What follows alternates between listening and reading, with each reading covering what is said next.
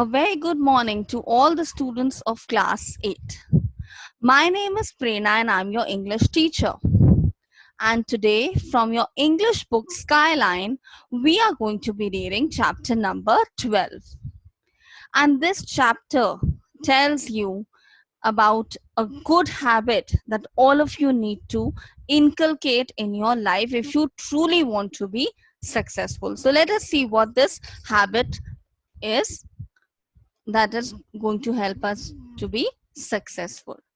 This is chapter number 12, and the name of the chapter is Time Management. So let us start reading this chapter. Have you ever heard of Mother Teresa? She sacrificed all personal comforts to take up the task of uplifting the downtrodden.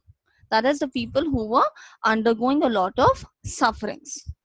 A host of public spirited men and women today are making good use of their time and energy while most of us sit firmly in our armchairs watching TV programs. Injustice, starvation, and corruption in high places have not the slightest effect on us. Remember the words of Robert F. Kennedy, who once said, "Few will have the greatness to bend history itself, but each of us can work to change a small portion of events." So, how beautifully Mr. Kennedy has pointed out that each of us can create a difference in the world. Time and tide wait for no man and for no woman either. Time, the most precious things, once wasted, is lost forever. There are some pursuits, that is, activities, that are not only time killers but also harmful. Kitty parties while away the hours, and a catty party where women usually tear the reputations of others to pieces is harmful. A lady with gambling in her blood wastes both her time and money in such places. There are many who have sleeping as their chief pastime or watching TV, the idiot box, no matter the program is good or hopeless. What may be the root cause of ladies not even attempting to do something worthwhile? First, we tend to choose the easier option. For instance, I'm a great reader. I find it easier to read while others have taken the time to write. So, someone likes to read in their free time, someone likes to write. I have a whole string of excuses why I don't write: a full time job, a family, and so on. But the fact is that writing involves the difficult jobs of thinking, putting those thoughts down on paper logically, and then correcting and rewriting. So I choose to escape and avoid writing. The second thing is lack of confidence. Shake off your negative outlook. Shake off means just get rid of it. Make a conscious and determined effort to think, write, and act in a positive way. Remember, the mighty ocean is made up of countless drops of water, each contributing its little bit. There are several ways of spending our time fruitfully. In today's world, the frontiers of knowledge are ever widening. We can very well read about all different religions, culture, and people.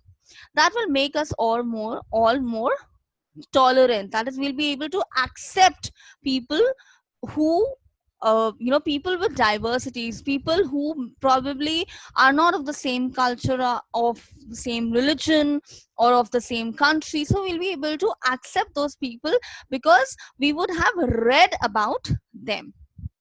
Besides learning for its own sake, Besides, learning for its own sake give us pleasure and confidence. There's no happiness in inactivity and gossiping.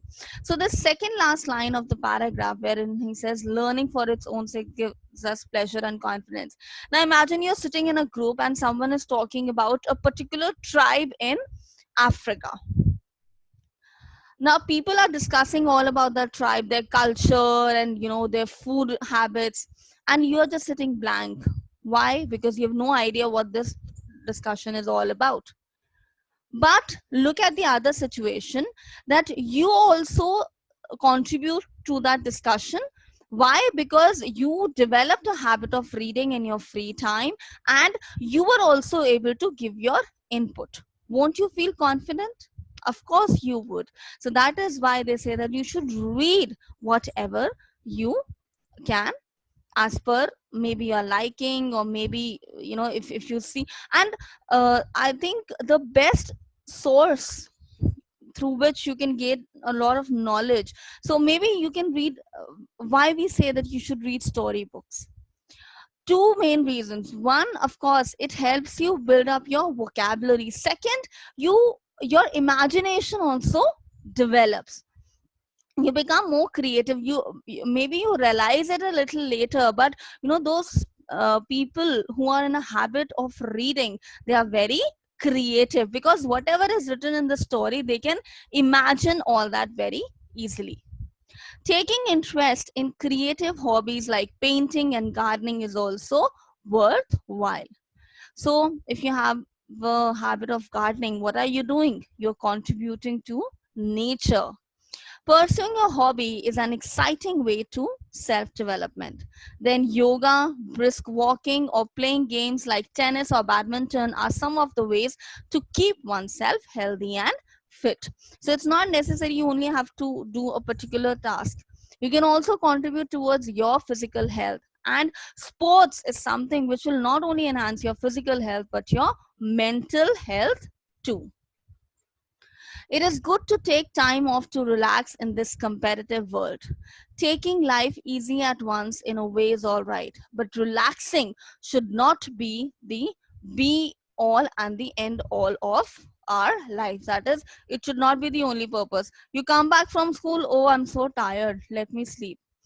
Then you go for your tuitions, or maybe then you do a self study.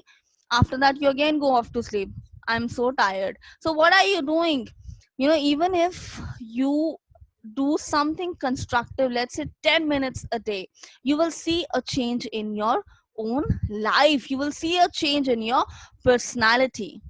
There are endless opportunities for spending our time fruitfully. Choose the one according to your taste, leisure, and purse. That is according to your pocket. Not that you know that it's going to be a little difficult to afford this particular hobby, and you say, no, I want to go only for this hobby. All right. And there's something that I always tell my students. So I am in a habit of write. I like to write. Of course, I like to read, but more than that, I like to write. And I also have this hobby, I would say, of writing quotations. So I make quotations on my own. So one of the quotations that I made, and I personally really liked it, and there were others also who appreciated it. It says, it goes like this: respect time so that time also respects you. Think about it. Thank you so much.